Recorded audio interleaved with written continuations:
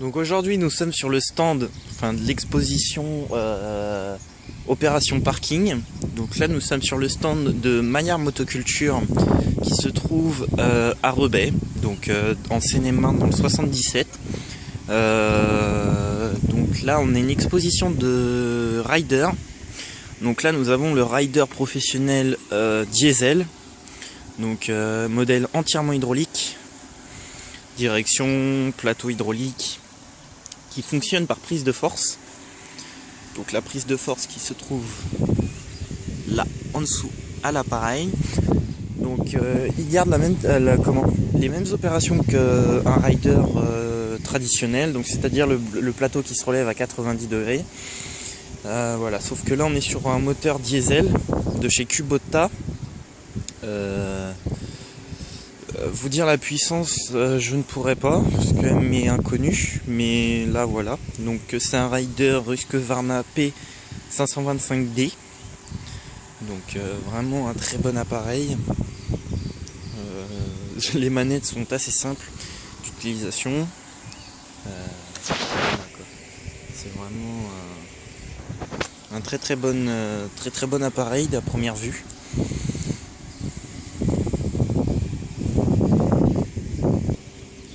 Donc ensuite nous avons un rider Husqvarna aussi d'utilisation professionnelle et particulier.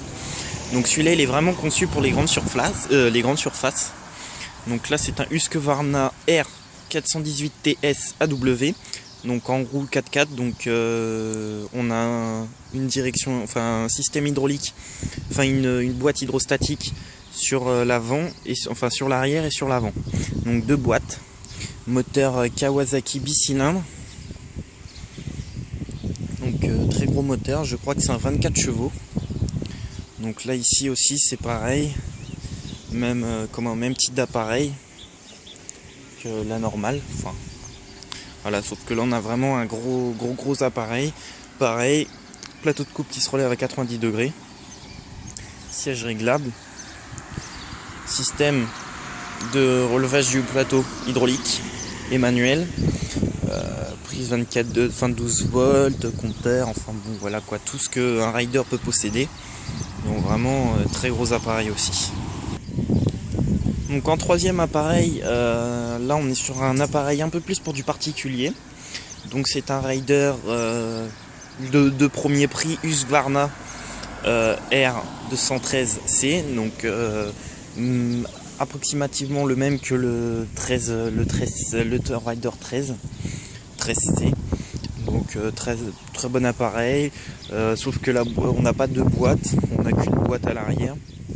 Donc ici pareil, il tourne à 360 degrés. Normalement on a un moteur monocylindre 12 chevaux 5 Breguet Stratton Intech. Donc aussi de très bons moteurs. Donc voilà, non, vraiment de très bons appareils.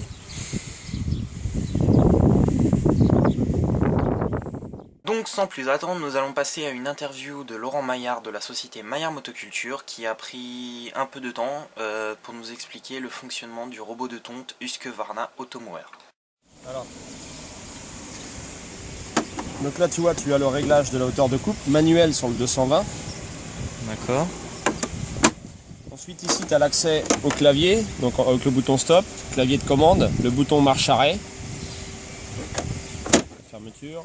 Et en dessous on a le dispositif de coupe des 3 couteaux, 1, 2 et 3, avec un petit trou qu'on fait correspondre en face des vis pour le remplacement des couteaux. Les roulettes folles avant et les 2 roues motrices arrière.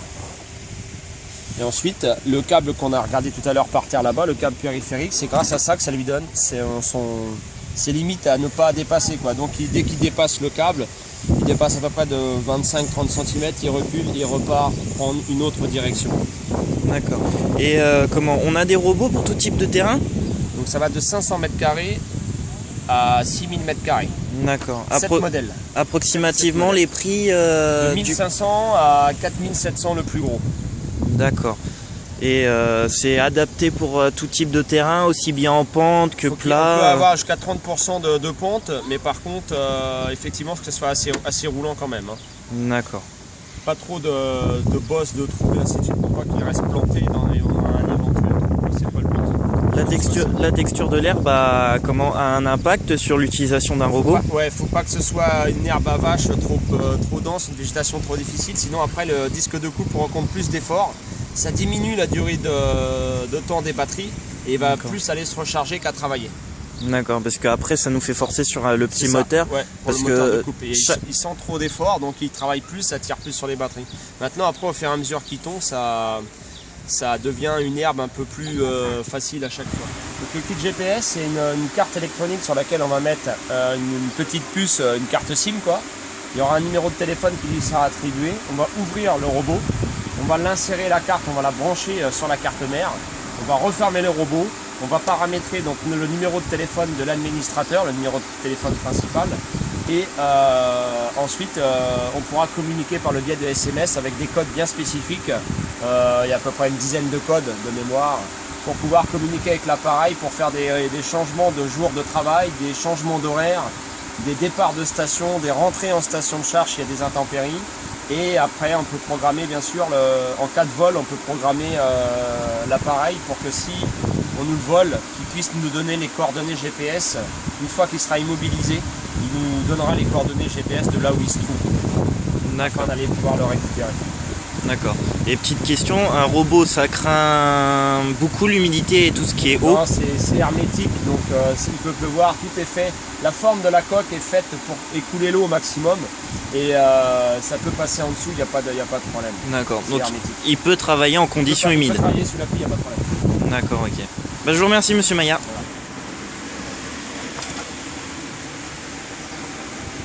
Voilà. Il y en a 3 là, on a une là, après à l'opposé là et une en haut là. Et c'est des lames qui sont rétractables. Comme ça, en cas de choc, hop, elles se rétractent sur elles-mêmes. Et quand tu veux les changer, il y a un trou qui correspond ici, là, tu dévisses la vis et tu peux démonter les lames sans tout démonter, quoi. Il y a juste uniquement une vis à enlever? Ouais, c'est une vis épaulée, donc à chaque fois que tu changes la lame, il faut changer la vis. Ah ouais, d'accord. C'est vendu avec, quand tu achètes 9 lames, tu as 9 lames et 9 vis. Et tu changes la vis à chaque fois. Parce que comme la lame, la lame est tout le temps en train de tourner, ça escape un peu l'épaulement de la vis, donc il faut remettre une vis neuve et une lame neuve. Ouais, d'accord. Et un coup il tourne sens horaire et un coup il tourne sens anti-horaire pour user simultanément les couteaux parce qu'ils coupent des deux côtés. Tu vois, là il y a un affûtage à gauche et à droite. Comme ça use des deux côtés le couteau, ça évite de déséquilibrer l'ensemble du disque de coupe. Donc, mais ça c'est lui qui gère tout seul. Un coup rotation en sens horaire. Et ça pour n'importe quel prix là, tous. Il y a un coup en sens horaire, un coup en sens anti-horaire. Et ça se remplace tous les combien les couteaux? Les couteaux, c'est en fonction de. Faut contrôler une fois par semaine, faut contrôler l'état des couteaux, à peu près une fois par mois. Ouais, parce qu'il peut toucher aussi. Ah oui, donc là ça désaffûte un peu. Donc là, quand on voit un couteau qui est un peu trop ébréché, il faut le remplacer. Sinon après ça coupe moins bien. Par exemple, là, regarde, on en a un qui tourne là-bas. Durant ce stand, nous avons pu aussi observer un robot de tonte Husqvarna en plein travail et nous avons pu aussi voir le kit GPS en action. Donc sans plus attendre, les images.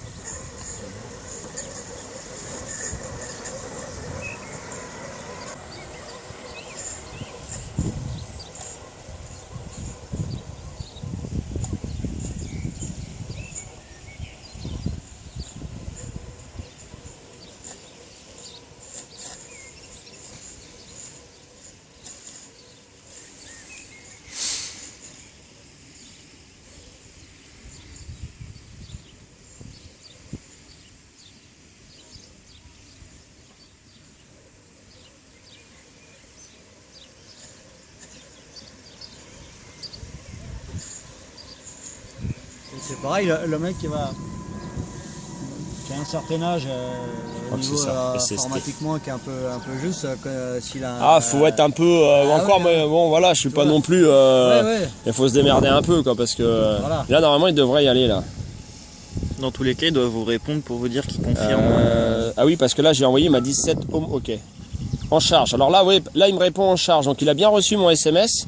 Par contre, il me dit qu'il est en charge parce que le peu qu'il a travaillé tout à l'heure, ça a vidé sa batterie. Il ne sort de sa station que quand ses batteries sont à 100%. C'est plein. Donc là, il est à 99,95%. Donc il y a encore quelques minutes. Et là, après, il va décoller. Parce que là, il me dit qu'il est en charge et après, il décolle. Donc là, il est à l'ordre déjà. Là, il est à l'ordre que quand ses batteries sont chargées, de sortir pour aller travailler. Bonjour monsieur. Vous allez bien? Ouais. Et donc après, il sort.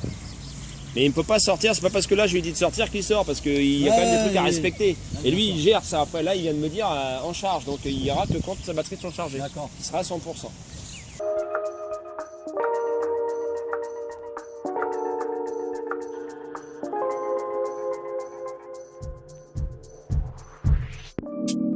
Maybe this time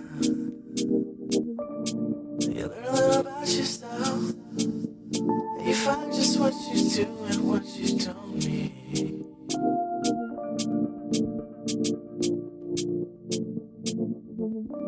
And they say there's a time